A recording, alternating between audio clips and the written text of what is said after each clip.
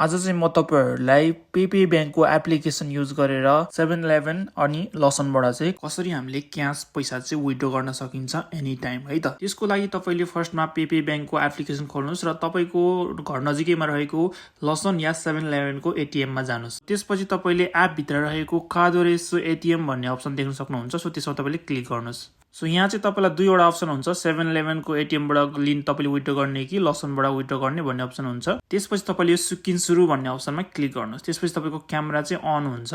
So camera on भइसकेपछि अब हामी एटीएम को सोसातिर लाग्छौं है त। सो एटीएम मा चाहिँ तपाईले यो अप्सनमा तपाईले क्लिक गर्नु होला। त्यसपछि तपाईलाई यस्तो खाली इन्टरफेस आउँछ। तपाईले चाहिँ स्मार्टफोन भन्ने अप्सनमा क्लिक गर्नु होला। सो यो क्लिक गर्ने बित्तिकै तपाईलाई चाहिँ एउटा क्यूआर कोड त्यहाँ देखाउँछ स्क्यान गर्न मिल्ने। तपाईले अघिको क्यामेराले चाहिँ यो क्यूआर कोड स्क्यान गर्नुस् र तपाईलाई चाहिँ एउटा कोड दिन्छ त्यहाँ एटीएम मा। सो यो कोड चाहिँ तपाईले यो बटनबाट या तपाईले चाहिँ हाल्नुपर्ने हुन्छ। त्यसको लागि तपाईले नेक्स्ट भन्ने अर्थात स्विगी भन्ने अप्सनमा क्लिक गर्नुस्।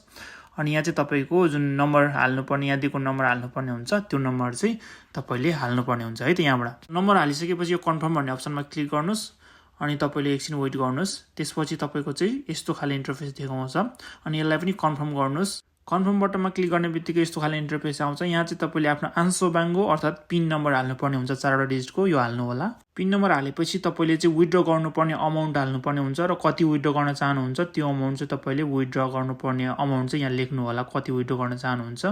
सो त्यसपछि तपाईले कन्फर्म भन्ने अप्सनमा क्लिक गर्नुस् है त। त्यसपछि तपाईको जुन पेमेन्ट पैसा हुन्छ, पैसा चाहिँ विथड्रको लागि प्रोसेस हुन्छ र त्यसपछि तपाईले रिसिभ चाहिन्छ भने रिसिभ नगर्नुस्, हैन भने कन्फर्म गर्नुस्। तपाईको पैसा चाहिँ यसरी विथड्र हुन्छ। सो प्रोसेस यति नै हो।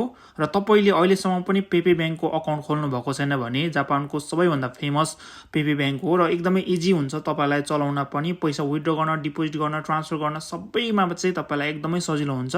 त्यसको लागि तपाईले यो भिडियो हेर्न सक्नुहुन्छ। यसमा मैले कसरी चाहिँ पेपे बैंकको अकाउन्ट खोल्ने र तपाईले पेपे बैंक अकाउन्ट खोले बापत पैसा पनि पाउन सक्नुहुन्छ। त्यसको लागि चाहिँ यो भिडियो हेर्नुस्। यसमा सबै इन्फर्मेसनहरु मैले राखिदिएको छु। तपाईले स्टेप बाइ स्टेप तपाईको बैंक चाहिँ आफैले खोल्न सक्नुहुन्छ आफ्नै घरबाट, आफ्नै मोबाइल फोनबाट।